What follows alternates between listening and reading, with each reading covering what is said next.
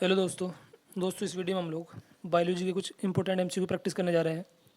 और जो भी हम क्वेश्चन करेंगे इस वीडियो में, साथ के साथ हम लोग उस क्वेश्चन का सॉल्यूशन भी देखते चलेंगे, ताकि आप लोगों को हर क्वेश्चन अच्छे से क्लियर हो, आप लोगों को किसी भी क्वेश्चन में कोई भी डाउट नहीं बचे।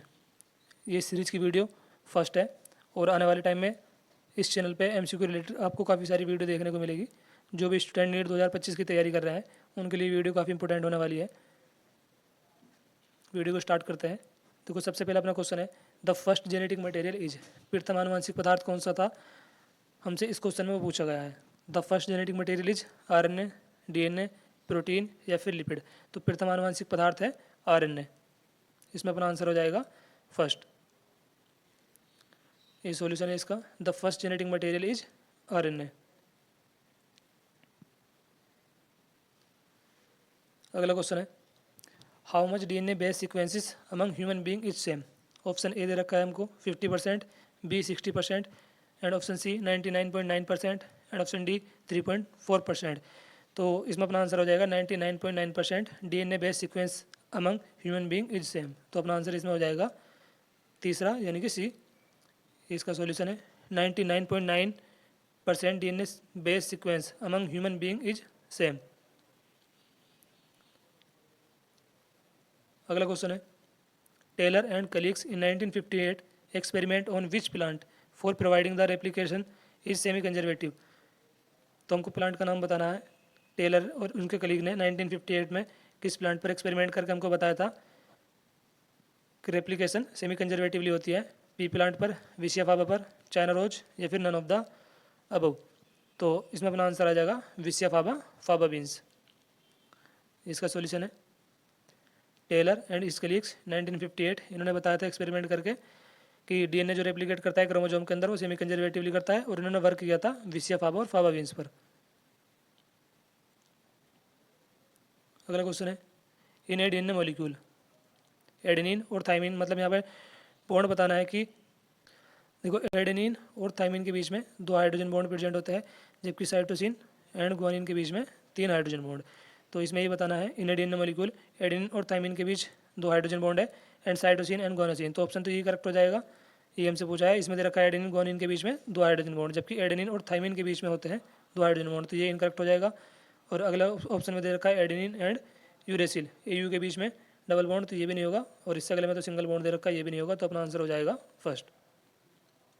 इन डीएनए मॉलिक्यूल एडेनिन और थाइमिन के बीच डबल हाइड्रोजन बॉन्ड, एंड यहाँ पे साइटोसिन एंड ग्वानोसिन के बीच में ट्रिपल। इसका सॉल्यूशन है adenine and thymine, between adenine and thymine 2 hydrogen bond present, जबकि between guanosine and cytosine 3 hydrogen bond present.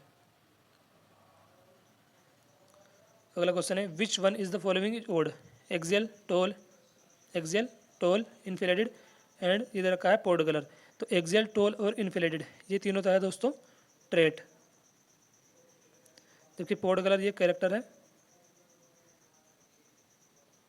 Odd पूछा हमसे तो ओड हो जाएगा 4। तो इसमें अपना आंसर आ जाएगा 4।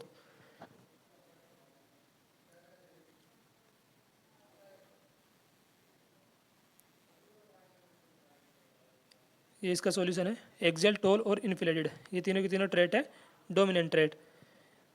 और पोड कलर ये करेक्टर है। तो हमसे ओड ही पूछा था क्वेश्चन में, which one of the following is odd. तो पोड कलर ओड है इसमें, ये करेक्टर है, जबकि ये सारे के सारे ट्रेट है। तो अपना आंसर इसमें हो जाएगा 4।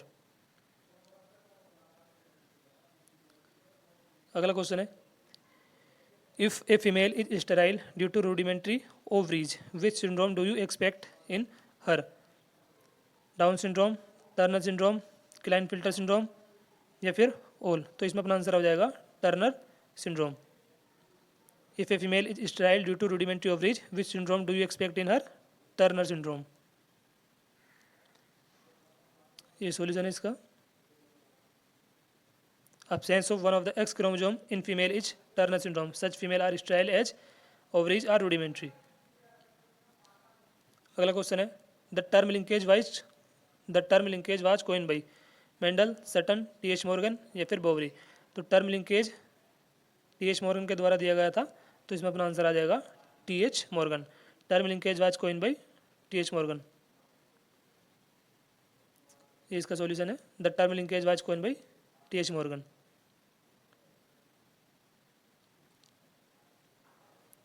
अगला क्वेश्चन है, reserpine is a chemical constituent of, reserpine is a chemical constituent of Atropa belladonna, Pisum sativum, Rauwolfia vomitoria, Erythroxylum coca. तो रिजरपाइन एक केमिकल अवयव है, यानी कि रासायनिक अवयव रावोल्फिया वोमिटेरिया प्लांट्स का। तो अपना आंसर आ जाएगा इसमें Rauwolfia vomitoria. The genetic variation shown by medicinal plant Ravolfia momentarea growing in different Himalayan range, and Himalayan range might be in terms of potency and concentration of active chemical reserpine that the plant produce. अगला question है, microbes use to control butterfly caterpillar is E coli, Salmonella typhi, Bacillus thuringiensis या फिर Bacillus cereus. Microbes use to control butterfly caterpillar is BT, यानी कि bacillus thuringiensis। इसमें अपना answer आ जाएगा सी। ऑप्शन में हमको दे रखा था E coli, Salmonella typhi, BT, Bacillus thuringiensis या बेसिलस सीरस। ये इसका सॉल्यूशन है। An example of microbial bio control agent that can be introduce in order of control butterfly caterpillar is the bacteria Bacillus thuringiensis, और इसको BT short form में ऐसे भी लिखा जाता है बीटी, बी यानी कि बेसिलस, टी यानी कि thuringiensis। Standing crop is agricultural field, inorganic nutrient, mass of living organism या अमाउंट ऑफ सोयल। तो standing crop is mass of living organism, ये अपना आंसर आ जाएगा। 2015 में स्टैंडिंग क्रॉप से हमसे क्वेश्चन पूछा जा चुका है नीट में। Each trophic level has a certain mass of the living material at a particular time called as standing crop. अगला क्वेश्चन है, what type of ecological pyramid would be obtain with the following data. देखो यहाँ पे हमको दे रखा है ग्राम में। अगर यहाँ पे एनर्जी का पिरामिड होता तो जूल में एनर्जी वगैरह दी होती, तो ऑप्शन ये भी नहीं होगा। एंड यहाँ पे दे रखा है नंबर, तो ऑप्शन सी भी नहीं होगा, बचा ऑप्शन फर्स्ट एंड फोर्थ। तो हमको पिरामिड इस टाइप से दे रखा है यहाँ पे, इसको बोलते हैं बेस। एंड जैसे जैसे ऊपर को चले जाएंगे हमें, अगर पिरामिड नैरो होता जा रहा है, जैसे इसमें दे रखा है 120 ग्राम, फिर 60 ग्राम, फिर 10 gram. Primary producer 120 gram and primary consumer 60 gram, secondary consumer 10 gram. यानी कि हम बेस से अपेक्स की तरफ जा रहे हैं, बायोमास डिक्रीज हो रहा है। तो इस टाइप के पिरामिड को बोलते हैं अपराइड पिरामिड। अगर बेस से लेकर अपेक्स की तरफ जा रहे हैं और बायोमास डिक्रीज हो रहा है, तो इस टाइप का जो पिरामिड होता है उसको बोलते हैं अपराइड पिरामिड। तो इसमें अपना आंसर आ जाएगा अपराइड पिरामिड ऑफ बायोमास।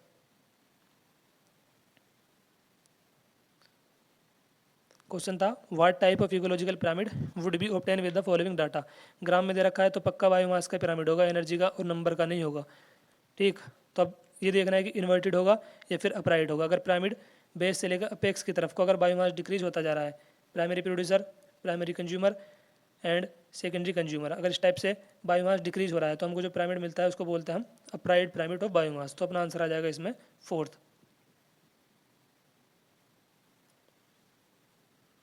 इसका सॉल्यूशन है, the base of pyramid is represented primary producer as well as we move from base to apex consumer of different order are placed and according to given data upright pyramid of biomass are obtain.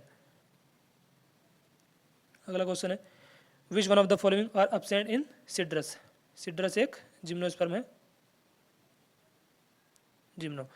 तो flower and fruit ये देखने को मिलता है हमें angiosperm में, flower और fruit angiosperm में।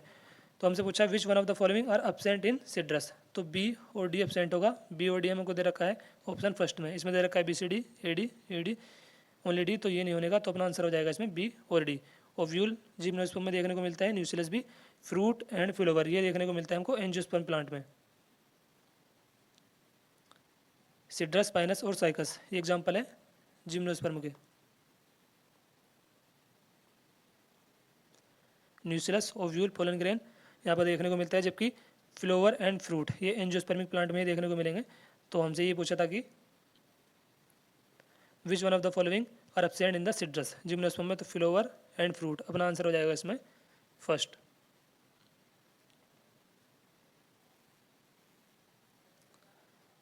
अगला क्वेश्चन है, the plant of wheat are belong to family Poaceae, order Poales, both 1 and 2 या क्लास डाइकोटिलेडन। तो वीट कौन सी क्लास से बिलोंग करता है, मोनोकोटिलेडन। तो ऑप्शन 4 तो होने का नहीं। ये हमको जब हम लोग चैप्टर पहला पढ़ते हैं क्लास 11th की एनसीईआरटी में लिविंग वर्ड, तो वहाँ पे हमको एक टेबल बता रखी है जहाँ पे बता रखा है organism with their taxonomic categories. यहाँ पे हमको वीट के बारे में बता रखा है। वीट का बायोलॉजिकल नेम होता है ट्रिटिकम एस्टाइवम, फैमिली होती है Poaceae and order Poales and class है मोनोकोट।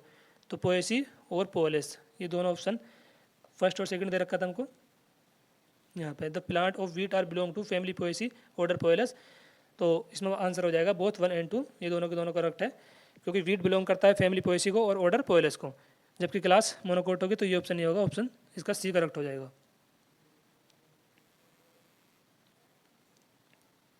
अगला क्वेश्चन है suberin layer is found in conjunctive tissue, pericycle, hypodermis या फिर एंडोडर्मिस। तो suberin layer is found in endodermis. Suberin is present in endodermis, इसका solution है। अगला क्वेश्चन है very significant contribution of meiosis is cell repair, मतलब कि इसमें हमको स्टेटमेंट बतानी है कौन सी स्टेटमेंट करेक्ट होगी और कौन सी incorrect. Given below are two statement. Statement first है very significant contribution of meiosis is cell repair, meiosis नहीं होगा, यहाँ पर आएगा माइटोसिस। तो स्टेटमेंट फर्स्ट इनकरेक्ट होगी। स्टेटमेंट 2 है mitotic division take place in meristematic tissue of plant, तो ये स्टेटमेंट करेक्ट है। First incorrect and second correct. Option first में दे रखा है बहुत स्टेटमेंट 1 and 2 आर इनकरेक्ट, तो दोनों इनकरेक्ट नहीं है, स्टेटमेंट 1 इनकरेक्ट है। अगले में दे रखा है स्टेटमेंट 1 इज करेक्ट, ऑप्शन ये भी नहीं होगा, ये भी नहीं होगा। फर्स्ट करेक्ट नहीं है, फर्स्ट इनकरेक्ट है। Statement first is incorrect but statement 2 is correct, तो अपना आंसर हो जाएगा इसमें सी। इसमें दे रखा है दोनों के दोनों स्टेटमेंट करेक्ट, ये भी नहीं होगा, अपना आंसर आ जाएगा इसमें C. Statement 1 is incorrect, statement 2 is correct.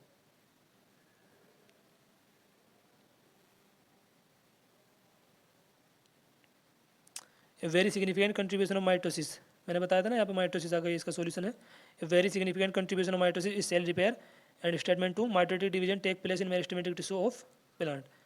First incorrect है और सेकंड करेक्ट थी, अपना आंसर होगी तो उसमें सी, और ये इसी क्वेश्चन का सॉल्यूशन है। अगला क्वेश्चन है intercostal muscle occur in abdomen, thigh, ribs या फिर डायफ्राम। तो इंटरकोस्टल मसल कहाँ पर होती है, रिप्स में, आंसर हो जाएगा इसमें ribs. Intercostal muscle occur in ribs. अगला क्वेश्चन है pneumotaxic centre which can moderate the function of respiratory rhythm centre is present in pons region of brain, hypothalamus, spinal cord या राइट सेरिब्रल हेमिस्फीयर। तो pneumotaxic centre present होता है pons region of brain. Hind brain का जो part होता है, hind brain, उसमें होता है पोन्स। देखो ब्रेन के होते हैं 3 पार्ट्स, यानी कि brain has 3 parts, brain, forebrain, midbrain and hindbrain. Hind brain में आ जाएगा तुम्हारा pons, cerebellum and medulla oblongata. Midbrain में आ जाएगा तुम्हारा cerebral, aqueduct and corpora quadrigemina. Forebrain में cerebrum, diencephalon and olfactory lobe, diencephalon olfactory lobes. तो हाइंड ब्रेन का जो पार्ट्स है पोन्स, इसमें पोन्स रीजन ऑफ ब्रेन में आपको न्यूमोटॉक्सिक सेंटर देखने को मिलते हैं। Pneumotaxic centre which can moderate the function of respiratory rhythm centre present in pons region of brain, ये इसका सॉल्यूशन है। Another centre present in the pons region of the brain is called pneumotaxic centre, जिसका function होता है moderate the functioning of the respiratory rhythm centre. तो इस video में हम लोगों ने कुछ इंपॉर्टेंट एमसीक्यू प्रैक्टिस करे हैं जो आपके नीट एग्जाम में आ सकते हैं आने वाले टाइम में, और भी हम लोग क्वेश्चन को प्रैक्टिस करेंगे। इस वीडियो में बस इतना ही है, जल्दी मिलता है अगली वीडियो में। थैंक यू दोस्तों।